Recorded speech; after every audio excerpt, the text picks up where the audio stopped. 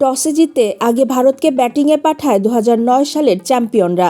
Condition বিবেচনায় 4 spinner নিয়ে একাদশ সাজায় পাকিস্তান। তবে সেই কৌশল কাজে আসেনি। ভারতের হয়ে ওপেনার ঈশান কিষান ঝোড়ো হাফ সেঞ্চুরি করে পাকিস্তানের স্পিন আক্রমণকে নিষ্ক্রিয় করে দেন। তার ইনিংসের উপর ভর করে ভারত 20 ওভারে 5 উইকেটে 175 রানের শক্ত ভিত গড়ে তোলে। পাকিস্তানের স্পিন বিভাগে আবরার আহমেদ 3 ওভারে 38 রান খরচ করেন, আর অভিজ্ঞ অলরাউন্ডার শাদাব খান 1 ওভারে দেন 17 রান।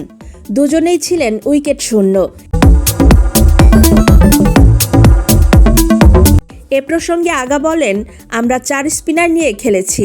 কিছু জায়গায় এক্সিকিউশনের ঘাটতি ছিল। ব্যাট হাতেও ব্যর্থ হয় পাকিস্তান। 18 ওভারে 114 রানে অল আউট হয়ে যায় দলটি। অধিনায়ক স্বীকার করেন, পাওয়ার প্লেতে দ্রুত উইকেট হারানোই ম্যাচের মোড় ঘুরিয়ে দেয়। শুরুটা ভালো হয়নি।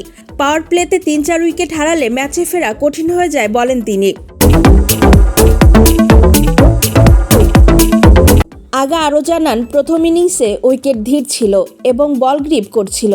তবে দ্বিতীয় ইনিংসে পিচ তুলনামূলক ভালো হলেও পরিস্থিতি অনুযায়ী বোলিং ও ব্যাটিং দুই বিভাগেই নিজেদের সামর্থ্য কাজে লাগাতে পারেনি পাকিস্তান। ভারতের মতো ঐতিহ্যবাহী প্রতিপক্ষের বিপক্ষে ম্যাচে আবেগের চাপ সামলানোর বিষয়টিও উল্লেখ করেন তিনি। তবে এখন দলের লক্ষ্য বুধবার নামিবিয়ার বিপক্ষে শেষ গ্রুপ ম্যাচে জয় তুলে নিয়ে সুপার 8-এ জায়গা নিশ্চিত করা। 3 ধরনের ম্যাচে আবেগ থাকবেই, আমাদের তা নিয়ন্ত্রণ করতে হবে। সামনে আরেকটি ম্যাচ আছে, সেটিতেই এখন পুরো মনোযোগ। জিততে হবে, কোয়ালিফাই করতে হবে, এরপর নতুন করে টুর্নামেন্ট শুরু হবে, যোগ করেন পাকিস্তান অধিনায়ক। সর্বশেষ বাংলাদেশি সমর্থকদের আমরা হতাশ করেছি। আমরা চাইব সামনে যেন ভালো করতে পারি, এমন কথাই বলেন সালমান আলী আগা।